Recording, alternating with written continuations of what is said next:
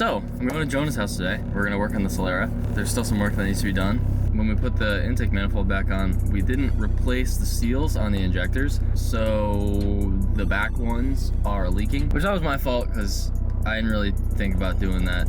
On this car I did, but not on that one. By the way, I got this new toolbox for Christmas, and it comes with pretty much every wrench and socket and extension that I pretty much need. So, and it's all in one little box, which is nice. This is gonna be the first like vlog style video that I'm actually like commentating on. I guess like the last Solara video kind of was a vlog, but like I didn't really have myself in it. But yeah, I'm kind of experimenting with like video styles right now, so we'll see if this is something I do. Yeah, let's go. Oh my lord, okay. Well, the power steering delete is definitely something that I have to get used to. Just listen.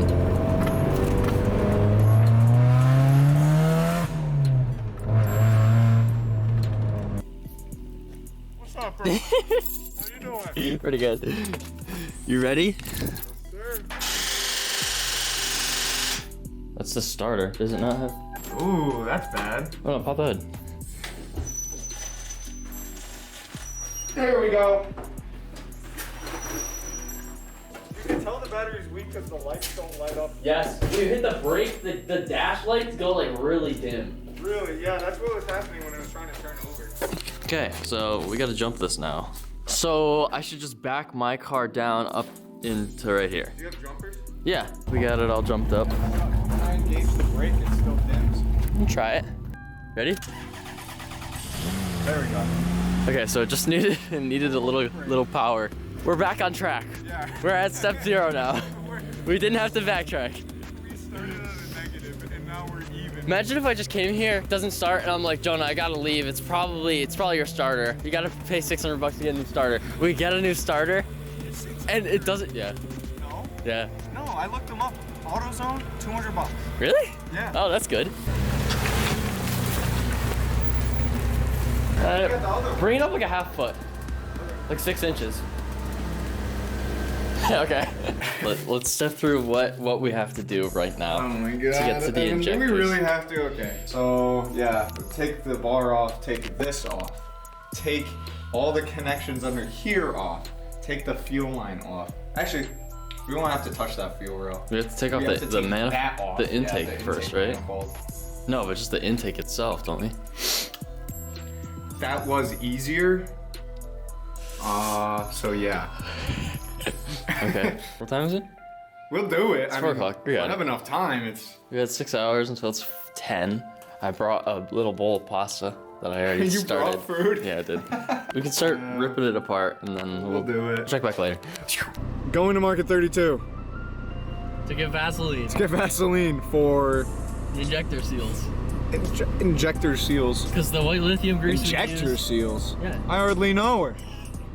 That was good. The white lithium grease that we were using was like in a can, like an aerosol form, and it's not good. Like it's really thin. Yeah, so basically it's all my fault, and now we're going to correct I my think it's sins. my fault. I came, Yeah, I you came did. here with the grease, and I was like, hey, yo, this will work. We'll be good. We'll be good to race. Instinct. So I'm trying to add to my definition of what race instinct really is. It's the visceral driving experience that like people that don't have the race instinct like don't understand. They think it's just a piece of steel that takes you to A to B. It means more than what it actually is. It's the same thing I feel about like skateboarding and music. It's the instinct you have to You want to push yourself and your car to its limits. yeah. That you're interested in everything there is to do with how like the car is. Like this car, for example, like I'm still learning. When you're going around a corner, you can push it. It's all about like pushing limits. So like when I'm going around a corner really, really fast, I can feel right when I'm turning when the wheels will give way and I don't have any traction anymore. That's something I just like learned just like thinking about what like my driving experience. When I first got this car, it felt like it was like the birth of a living entity. That's sick. It's literally grown up like so much. You start viewing things differently. When I started learning more about cars, it went past applying it to cars because It's a life perspective. yes, yeah, pretty much. You start to follow things and you can piece it together like where Instead of memorizing each thing, it's knowing the path that each thing goes. exactly. It pieced those kinds of things together where I started thinking less memorization and more just like figuring it out and like More how intuition. yes. For me, race instinct is like always pushing yourself to the limit, always maximizing your knowledge and viewing whatever you're doing as an extension of yourself. And it's okay to be wrong. It's always okay to be wrong. That's the only way to do anything. There's no failure unless you give up. There's only setbacks. Yeah, it's just like investing. Like if you invest your money, you don't lose until you sell. Yep. So, feeling your definition, but Yeah. I knew as soon as I started like looking into you doing this project, I was like, I want to be a part of this because I think that this could be a big thing. In the comments, tell us what your definition of race instinct is. Oh, cool, yeah. What does it mean to you? What does it make you think about even? Like for me, it makes me think about how I could always like pursue something and push myself. I used to be like, oh, I can never start doing this because I need to focus on this first. But really, you just take little steps at everything all the time. And a huge part of that is patience. Always. It's being patient for what's to come in the future. And being optimistic about everything. Exactly. You and I were talking about patience the other day. Yeah. It changed my life around, honestly. This last year has been one of the worst years, but everything has been like falling into place. Acquired. When we got here, we just kind of took it all apart again, so we got access to the second fuel rail. We drove to my house to get the white lithium grease, and I greased them all up, and they sit in fine. There's no like issues. So now we're gonna jump it. Yeah, I gotta jump it. And see if it actually will start. So Jumpman number 23, Michael Jordan from the Chicago Bulls, also the Washington Wizards.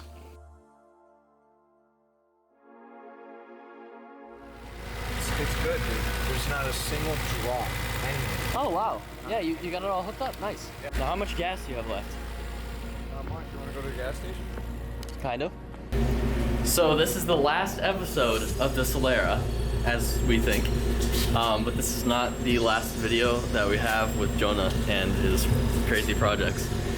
So next time, you might see him with a new car, a new project. We don't know what it'll be. I think it could be an MR2. That would be really cool, but don't get your hopes up. It might be a Corolla. Or something like that. Probably a Corolla. Or a Celica. An old Celica, that'd be cool. But yeah. Toyota. Yeah. Okay, so we'll probably go to the gas station, get this thing some gas, and then maybe in Arizona. Yeah, probably in Arizona. Yep.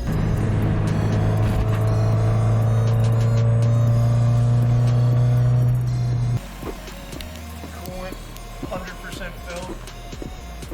Oh my god. Oh my god. Awesome.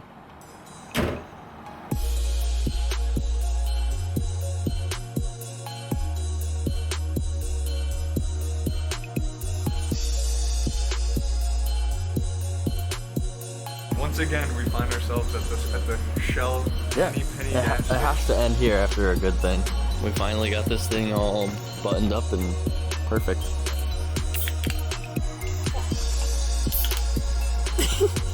Nice. Clink. Whoever did this.